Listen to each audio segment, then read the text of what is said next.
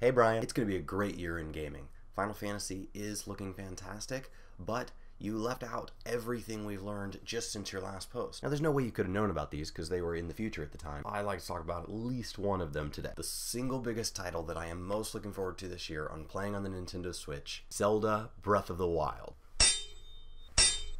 Now they've shown us a fair bit of footage in the trailer so far, and in the interview during the Treehouse Live event, which I will admit I actually turned off at a certain point because I feel I've learned more than enough. I don't want to know anymore. No spoilers. We know that obviously Link will be rescuing Hyrule from evil, but I'm not here to talk about gameplay today, but rather how is Breath of the Wild going to fit within the history of Hyrule. Now by my account, Breath of the Wild will be the 18th installment in a 30-year history of this franchise. We really do need to look at these in the order of the lore, because if you've never gone back and played one of the original ones from like 1986, they still hold up to the test of time and are incredible games. So Hyrule came from a creation theory, and in the beginning there was land and there was air. Now the Skyward Sword is the oldest game lore-wise and covers the ancient battle of the goddess Hylia. Now eventually, as within Greek mythology or anything else, the sacred realm is sealed off. This ushers in the Hyrule Kingdom and an era of prosperity. Not hard to be prosperous if you just came out of a sacred realm. Now Minish Cap picks up with the beginning of the evil Vati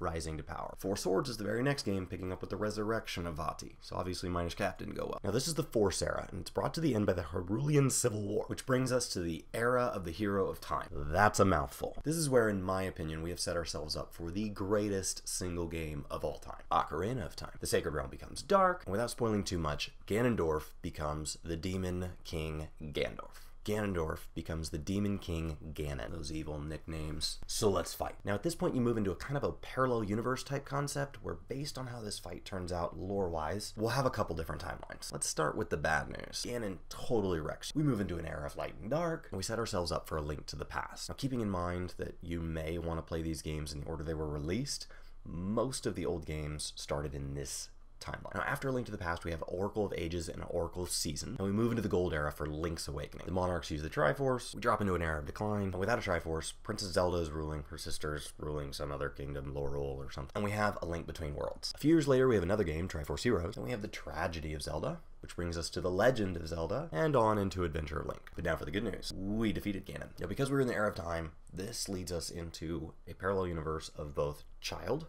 and adult. So let's do the child first. We have Majora's Mask. Personally my least favorite Zelda game of all time, mostly because it followed up Ocarina of Time, and that was just a lot to beat. So I waited and waited and waited, got it Christmas morning, and then I beat it before school was back in. Now we move into the Twilight Era, and this brings on, of course, Twilight Princess. The Shadow Invasion from this game leaves us with the Shadow Era, and Four Swords Adventures leads to both the resurrection of Ganondorf and Vati. So we've lost a lot of ground. No good deed goes unpunished. Meanwhile, in the Adult Era, the Wind Waker takes us through the Era of the Great Sea, and into Phantom Hourglass. A new Hyrule Kingdom gets established, and we finish with Spirit Tracks. So we've covered 17 titles, now we have Breath of the Wild. Where does this fit into that? All we know is that we're fighting Calamity Ganon. He wants to lay waste to Hyrule. He looks like he's maybe been bound within that castle. I don't want to know yet, but I do want to speculate. Now I want to go through all this in case you hadn't had a chance to play 17 Zelda games at this point in your life. Now, at this point, I cannot leave your challenge unanswered. Yes, I will absolutely start to see who can rack up more miles on Nike Plus. First of all, treadmills have to count. It was 16 degrees the other week. I hate running in the rain, so you gotta give me treadmills. The challenge officially starts on any run done today. If you ran at midnight, congratulations. Today, January 15th, 2017. Now this being a partial month, this is our dry run, so the punishment shouldn't be anything too crazy. I like Julie's suggestion, and the winner will get to choose how the loser glamours their gear. This will only affect max level characters that you're going to play with during the month of February. Get to running, prepare for Zelda, and Brian, I'll see you next time.